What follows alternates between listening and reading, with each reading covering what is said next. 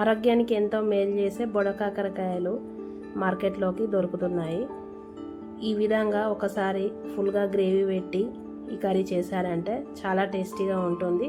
తినని వాళ్ళు కూడా చాలా ఇష్టంగా తింటారు. ఫస్ట్ అయితే బొడకాకరకాయల్ని శుభ్రంగా కట్టుకొని ఈ విధంగా రౌండ్గా కట్ చేసుకోవాలి. సీడ్స్ తీసుకోవాల్సిన అవసరం లేదు. తర్వాత నువ్వులు వేయించుకోవాలి. మీడియం ఫ్లేమ్ మీద పెట్టుకొని వేయించుకోవాలి. నువ్వులని హై ఫ్లేమ్ మీద వేయిస్తే మాడిపోతాయి. ఈ విధంగా వేయించాక పక్కన పెట్టుకోవాలి. నువ్వులు చల్లారాలి.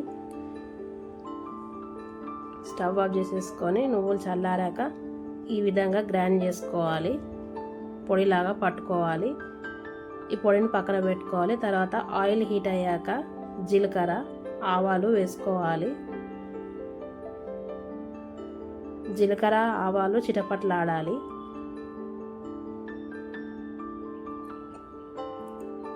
ఈ విధంగా చిటపట్లాడాక ఉల్లిపాయ ముక్కలు వేసుకొని 2-3 పచ్చిమిర్చి కట్ చేసి వేసుకొని ఉల్లిపాయల్ని మగ్గనివ్వాలి. తర్వాత వేయించిన జీలకర్ర మెంతి పొడి కొంచెం వేసుకోవాలి. వేసుకొని ఉల్లిపాయలు మొత్తం పూర్తిగా మగ్గిపోవాలి. మూత పెట్టుకొని మొత్తం మగ్గించుకోవాలి ఉల్లిపాయ ముక్కల్ని. ఈ విధంగా ఉల్లిపాయ ముక్కలు మగ్గిపోయాక అల్లం వెల్లుల్లి పేస్ట్ వేసుకోవాలి. అల్లం వెల్లుల్లి పేస్ట్ ఎప్పటికప్పుడు దంచి వేసుకుంటే కర్రీ స్మెల్ అండ్ టేస్ట్ చాలా బాగుంటుంది. ఈ విధంగా వేసుకున్నాక పసుపు వేసుకోవాలి.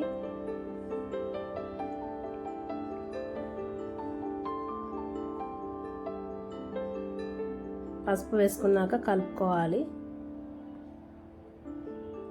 తర్వాత బొడకాకరకాయ ముక్కల్ని వేసుకోవాలి.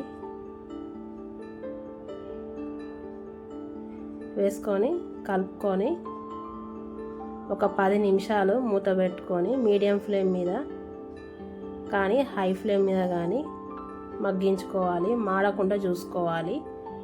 ఈ ముక్కల్ని ఈ విధంగా మూత పెట్టుకొని ఒక 10 నిమిషాలు మగ్గించుకోవాలి ముక్కలు. ఈ విధంగా కొంచెం బుడకాకరకాయ మగ్గిపోయాక 2 టమాటాలు కట్ చేసుకొని వేసుకోవాలి.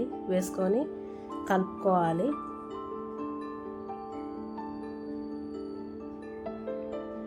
ఈ విధంగా కలుపుకున్నాక మూత పెట్టుకొని టమాటా కూడా పూర్తిగా మగ్గిపోవాలి. టమాటా మగ్గిపోయింది పూర్తిగా. తర్వాత సరిపడా కారపొడి వేసుకోవాలి. 1.5 టేబుల్ స్పూన్ వేసుకున్నాను నేను. తగినంత ఉప్పు వేసుకోవాలి.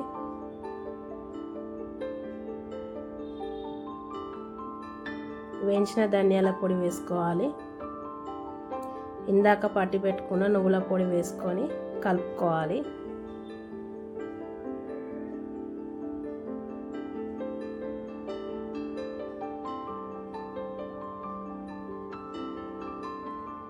తర్వాత చింతపండు రసాన్ని వేసుకోవాలి. చింతపండు నానబెట్టుకొని ఈ విధంగా రసం తీసుకోవాలి. చింతపండు రసం వేసుకొని కలుపుకొని ఒక 10 నుండి 15 నిమిషాల వరకు మూత పెట్టుకొని మంచిగా మరగనివ్వాలి.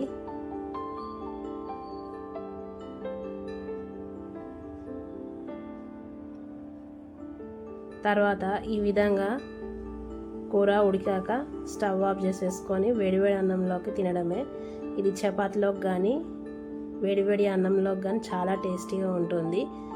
అండ్ దీనిలో ఎన్నో హెల్త్ బెనిఫిట్స్ కూడా ఉన్నాయి.